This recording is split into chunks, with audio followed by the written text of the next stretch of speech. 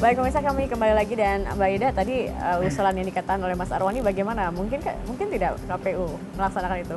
Iya, kami mempunyai kesulitan ya, karena kami ini kan bekerja harus tunduk pada undang-undang. Nah, desain undang-undang seperti yang tadi sudah saya sampaikan, ada rambu-rambu yang mengikat bagi KPU di dalam menyusun tahapan pemilu, ya kan?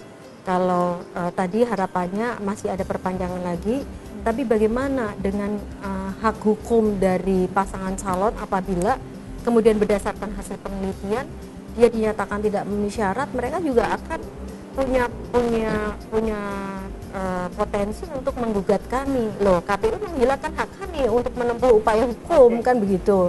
Kemudian untuk perseorangan, kami memang juga kesulitan untuk membuka lagi proses penyerahan dukungan dari awal.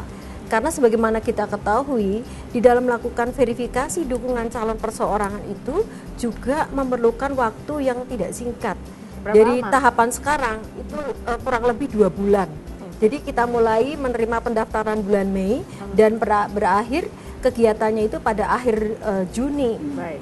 Jadi kalau kami harus membuka lagi sejak awal, nanti tidak bisa tercapai juga pemungutan suara bulan Desember, sehingga apabila benar nanti akan terjadi satu kondisi tidak ada pasangan calon mendaftar atau kurang dari 2 pasangan calon, maka bagi calon perseorangan ini hanya pasangan calon perseorangan yang sudah mengikuti verifikasi dukungan calon perseorangan mereka bisa mendaftar.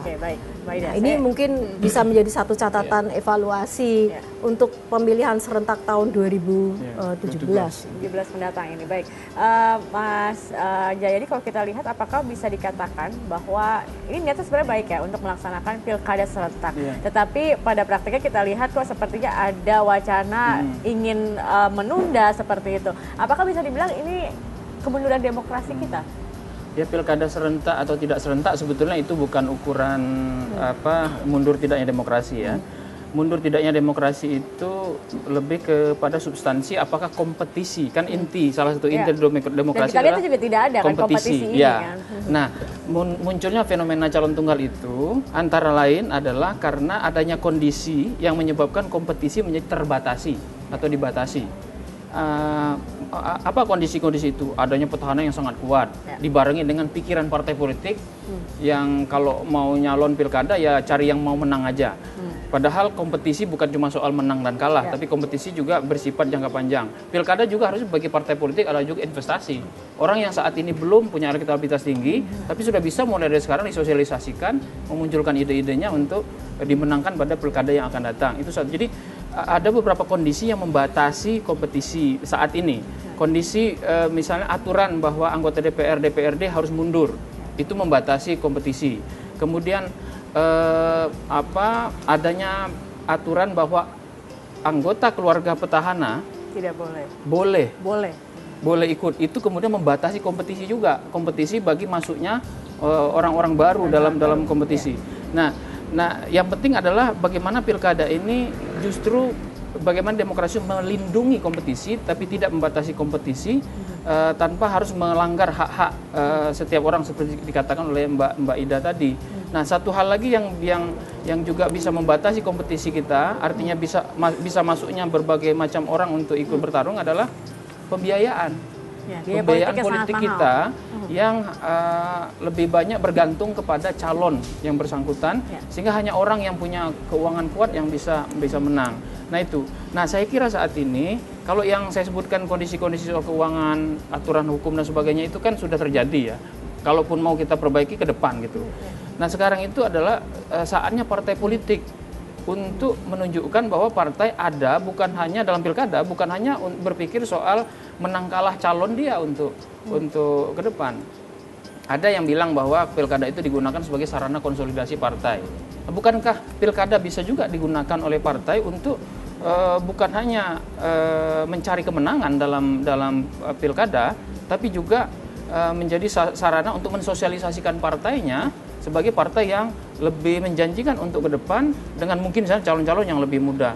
Nah, harusnya partai-partai politik saat ini yang bisa menunjukkan diri memiliki niat seperti itu. Tapi kalau partai-partai politik cuma lihat siapa yang bakal menang, lalu kalau cuma ada satu lalu rame-rame ngumpul 12 partai gitu di satu calon saja, nah, kita tinggal cuma bisa berharap kepada calon independen kan, atau calon perseorangan. Masalahnya calon perseorangan juga mengalami kendala sendiri karena ada persyaratan peraturan yang lebih Bagaimana dengan diperketat. calon boneka, kehadiran calon boneka maupun juga peluang terjadinya politik transaksional?